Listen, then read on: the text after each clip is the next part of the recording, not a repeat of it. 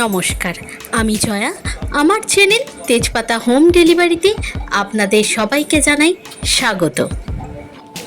বাঙালির উৎসব মানেই খাওয়া দাওয়া। খাওয়া দাওয়া ছাড়া কোনো উৎসবই পূর্ণতা পায় না। তাই দুর্গাপুজো থেকে শুরু হয়েছে এই নানা ধরনের উৎসবের মেলা।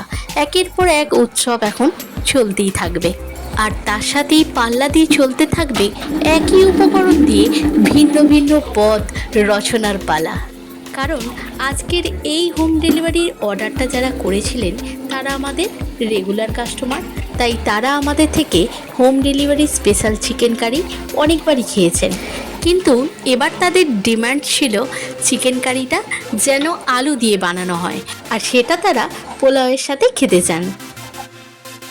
তাই আমিও লেগে পড়লাম চিকেন কারিটা একটু নতুন করে বানাতে।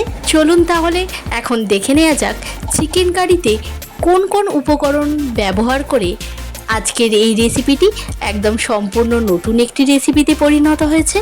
প্রথমে কড়াই সর্ষের তেল দিয়ে তেলটা গরম হতেই ছাঁকা তেলে আলুগুলো ভেজে নিলাম। এরপর রিফাইন তেলে চিকেনটা ভেজে নেব। আর চিকেনটা ভাজার সময় চিকেনের মধ্যে স্বাদ অনুযায়ী লবণ অ্যাড করে দিলাম। এইভাবে পাটে পাটে চিকেনগুলোকে ভেজে নেব।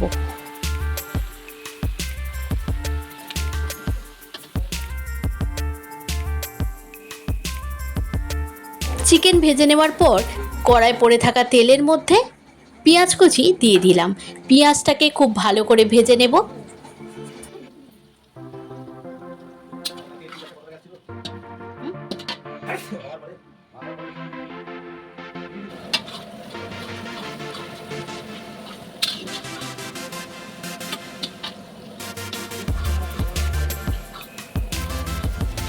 পেঁয়াজটা খুব ভালো করে ভেজে নিয়েছি। এখন এটা তেল থেকে তুলে নেব। এরপর কড়াইয়ে ফোড়ন দিয়ে দিচ্ছি তেজপাতা, শুকনো লঙ্কা, দারুচিনি, ছোট এলাচ আর সাজিরে। ফোড়ন খুব ভালোভাবে গরম হয়ে আসতেই রসুন বাটা দিয়ে দিলাম। রসুনটাকে এখন খুব ভালো করে ভেজে নেব।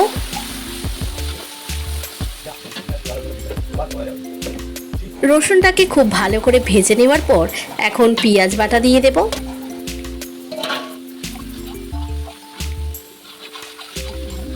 পেঁয়াজ ভাজা হতে হতেই এখন কিছু কাঁচা লঙ্কা ছিঁড়ে দিয়ে দিলাম। এরপর টমেটো বাটা দিয়ে দেব। এখন একটু সময় নিয়ে সব কিছু খুব ভালো করে মিশিয়ে নিতে হবে।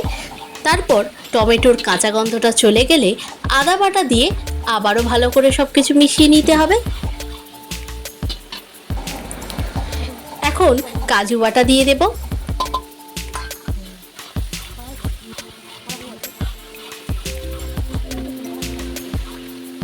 এরপর দিয়ে দিচ্ছি টক দই। এখন যতক্ষণ না সমস্ত উপকরণ খুব ভালোভাবে পাক হচ্ছে ততক্ষণ মিডিয়াম ফ্লেমে রান্না করে নেব।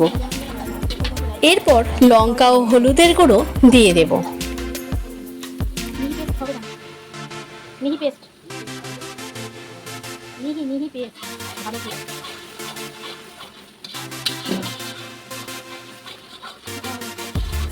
তেলটা ভালো করে কষে নিয়ে এখন অল্প জল দিয়ে দিচ্ছি।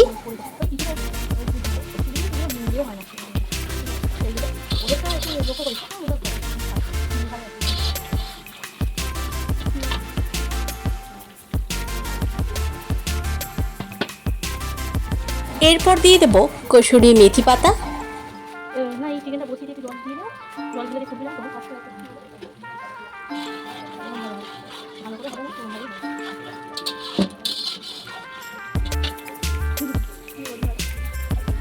পর চিকেনের ফ্লেভারটা সুন্দর আনতে ক্যাপসিকাম কুচি অ্যাড করে দেব।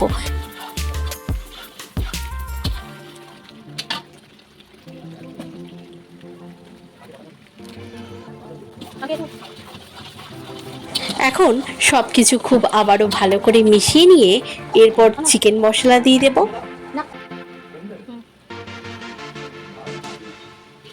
মশলার পাকটা খুব ভালোভাবে রেডি করে নিয়ে এরপর পরিমাণ মতো জল দিয়ে ভালো করে গ্রেভিটাকে ফুটিয়ে নেব।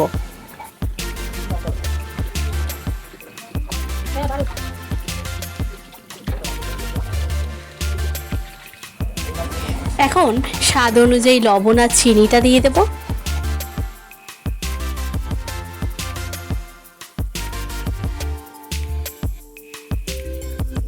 এরপর গ্রেভিটা 10 থেকে 15 মিনিট খুব ভালো করে ফুটিয়ে নিতে হবে। গ্রেভি খুব ভালোভাবে ফুটে গেলে এরপর ভেজে রাখা চিকেন গ্রেভিতে দিয়ে দিতে হবে, আর এর সাথে ভেজে রাখা আলুটাও এখন দিয়ে দেব।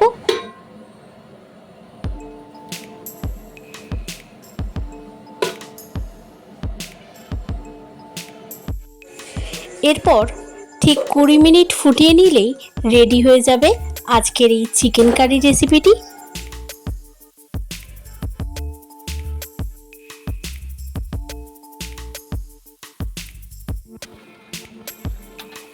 চিকেন আর আলু দুটোই এখন খুব ভালোভাবে সিদ্ধ হয়ে গেছে, আর তার সাথে গ্রেভিটাও এখন অনেকটাই ঘন হয়ে গেছে। আজকের এই ডেলিভারি অর্ডারটা যেহেতু পার্সেল পাঠানোর ব্যাপার ছিল, তাই একটু গ্রেভিটা বেশি রেখে দিলাম, তা নাহলে কন্টেনারে তুলতে গেলে একটু অসুবিধা হতো। তবে আপনারা বাড়িতে করলে গ্রেভিটা আর একটু ড্রাই করে নেবেন। এখন নামানোর আগে ঘি, গরম মশলা আর ভেজে রাখা পেঁয়াজ বা বেরেস্তা দিয়ে দেব। আজকের এই চিকেন কারিতে ক্যাপসিকাম ও বেরেস্তা ব্যবহার করাতে টেস্টটা সত্যিই আলাদা এসে গিয়েছিল। আপনারা যে কোনো অনুষ্ঠানে রাইস বা পোলাওয়ের সাথে একটু ভিন্ন স্বাদের চিকেন কারি বানাতে চাইলে অবশ্যই এই রেসিপিটি একবার ট্রাই করে দেখতে পারেন। আশা করি আপনাদের নিশ্চয়ই ভালো লাগবে। এখন কন্টেনারের মধ্যে ঝটপট চিকেন কারিগুলো তুলে নেব।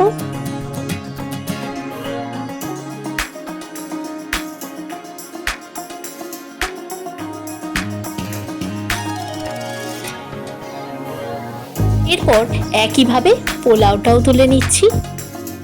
আজকে ডেলিভারিতে কি রান্নার অর্ডার ছিল সেটা তো আপনাদের এখনো জানানোই হয়নি। তো আজকের অর্ডার ছিল salad, fish fry, pulao, chicken কষা, চাটনি, পাঁপড়। এইভাবেই এখন সমস্ত কিছু একে একে প্যাক করে নিলাম। এইভাবে আমার কাজটা চলতেই থাকবে। তো আজকের ভিডিওটা আপনাদের কেমন লাগলো সেটা অবশ্যই কমেন্ট করে জানাবেন। তো আজকের ভিডিওটা ছিল এতটুকুই। পরের দিন আবার নতুন কোনো রেসিপির সাথে নতুন কোনো ভিডিও নিয়ে চলে আসবো আমার চ্যানেল তেজপাতা হোম ডেলিভারিতে। আপনারা সুস্থ থাকবেন, ভালো থাকবেন। আজ এটুকুই, ধন্যবাদ।